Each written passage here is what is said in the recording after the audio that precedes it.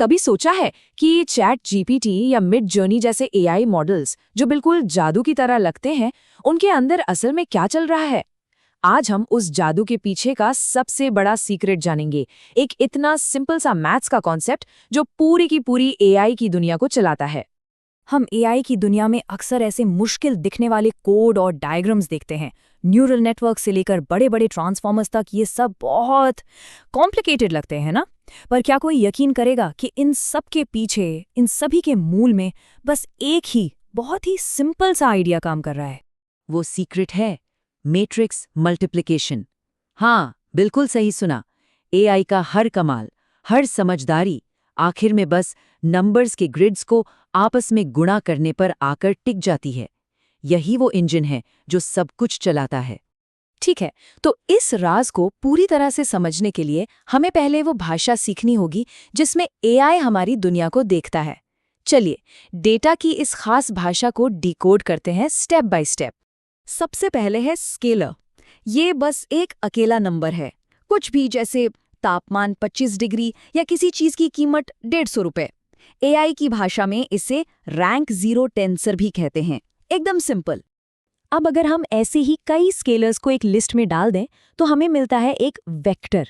इसे एक तीर की तरह सोचिए, जिसकी एक लंबाई भी है और एक दिशा भी। फोन का जो जीपीएस लोकेशन होता है ना, वो एक वेक्टर ही तो है। 2 नंबरों की लिस्ट, लैटिट्यूड और लॉन्गिट्यूड। इसे हम कहते हैं रैंक 1 टेंसर। और जब हम कई वेक्टर्स को एक के ऊपर एक लाइन से जमा देते हैं तो बन जाता है एक मैट्रिक्स। ये नंबर्स का एक 2D ग्रिड है, बिल्कुल एक एक्सेल शीट की तरह, जिसमें रोज और कॉलम्स होते हैं। और इसे आप गेस कर ही सकते हैं, रैंक 2 टेंसर कहते हैं। तो देखिए ये पैटर्न कितना सिंपल और लॉजिकल है। स्केलर एक पॉइंट यानी 0 डायमेंशन है, वेक्टर एक लाइन यानी 1D है, और मैट्रिक्स एक ग्रिड यानी 2D है। और इन सबको, चाहे वो किसी भी डायमेंशन के हों, हम एक ही जनरल नाम से बुलाते हैं, टेंसर। तो अगली बार जब कोई ये शब्द इस्तेमाल करे तो डरने की बिल्कुल जरूरत नहीं। ये बस डेटा को एक स्ट्रक्चर में रखने का एक फैंसी नाम है। पर सवाल ये है कि हमें इतने सारे डायमेंशंस की जरूरत ही क्यों है? क्योंकि असल दुनिया का डेटा बहुत कॉम्प्लेक्स होता है। एक वाक्य असल में कई शब्द वेक्टर्स की एक लिस्ट है जो मिलकर एक मैट्रिक्स बन जाता है। और जब एआई एक साथ कई वाक्यों को प्रोसेस करता है तो वो एक 3D टेंसर बन जाता है। इसी तरह एक वीडियो तो 4D या 5D टेंसर होता है। इन एक्स्ट्रा डायमेंशंस के बिना एआई हमारे कॉम्प्लेक्स डेटा को समझ ही नहीं सकता। अब आता है असली आहा मोमेंट। अब तक हमने मैट्रिक्स को सिर्फ डेटा रखने वाले एक डब्बे की तरह देखा, लेकिन उनका असली काम, उनकी असली पावर कुछ और ही है। मैट्रिक्स असल में ट्रांसफॉर्मेशन मशीनें हैं। इसे ऐसे समझिए कि ये एक मशीन है जिसमें आप एक तरह का डेटा इनपुट की तरह डालते हैं और मैट्रिक्स उसे प्रोसेस करके कुछ नया बनाकर एक आउटपुट की तरह बाहर निकालती है। ये डेटा को बदल देती है, उसे ट्रांसफॉर्म कर देती है। चलिए एक छोटा सा उदाहरण देखते हैं। मान लीजिए हमारे पास एक वेक्टर है, एक तीर जो दाईं ओर इशारा कर रहा है। अब हम इसे एक खास मैट्रिक्स से मल्टीप्लाई करते हैं और जादू देखिए, आउटपुट में हमें एक नया वेक्टर मिलता है जो अब ऊपर की ओर इशारा कर रहा है। उस एक मैट्रिक्स ने हमारे डेटा को 90 डिग्री घुमा दिया। और ये मशीनें सिर्फ घुमाने का काम नहीं करती, ये डेटा को बड़ा या छोटा कर सकती हैं, उसे खींच सकती हैं या पलट भी सकती हैं। लेकिन सबसे जरूरी बात, ये डेटा का मतलब बदल सकती हैं।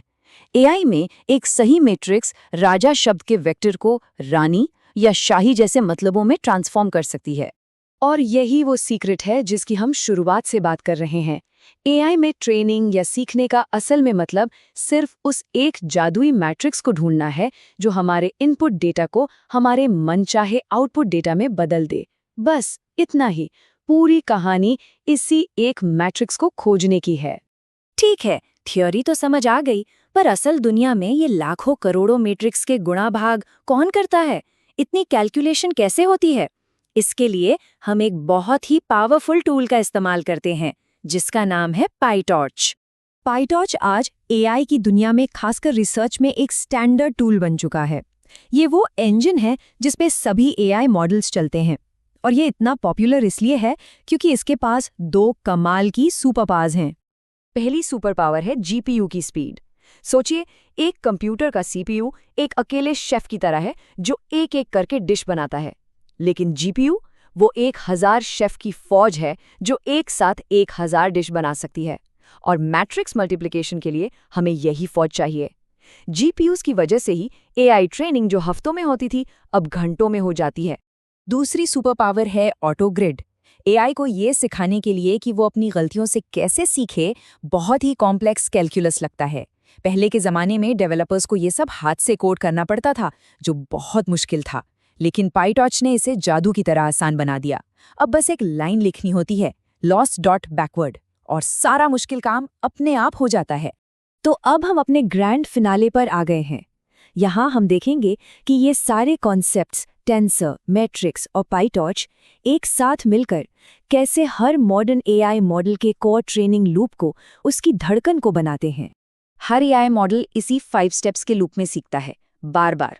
स्टेप 1, मॉडल एक गेस करता है। स्टेप 2, हम हिसाब लगाते हैं कि उसका गेस कितना गलत था।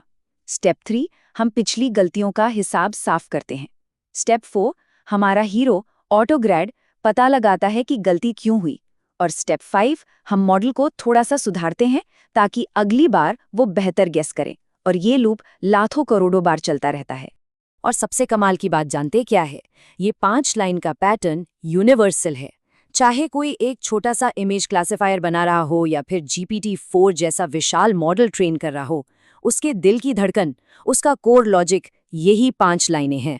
तो चलिए एक नज़र में देखते हैं कि आज हमने क्या क्या सीखा। अब हम जानते हैं कि एआई का सारा डेटा टेंसर में होता है। हम ये भी जानते हैं कि मैट्रिक्स सिर्फ डेटा नहीं बल्कि डेटा को बदलने वाली मशीनें हैं। एआई की ट्रेनिंग का मतलब बस सही ट्रांसफॉर्मेशन मैट्रिक्स को ढूंढना है। और पाइटॉर्च अपने जीपीयूज और ऑटोग्रिड की मदद से इस काम को सुपरफास्ट और आसान बना देता है। और ये सब कुछ उस 5 लाइन की ट्रेनिंग लूप के अंदर होता है जो हर एआई की धड़कन है। तो अब मॉडर्न एआई के पीछे का वो राज पता चल गया है जो बहुत कम लोग समझते हैं। वो सिंपल सा गणित और वो पावरफुल टूल्स जो इस पूरी इंडस्ट्री को चला रहे हैं। तो सवाल ये है, इस नई समझ के साथ कोई क्या बनाना चाहेगा? क्योंकि अब जो संभावना है वो सच में अनंत है।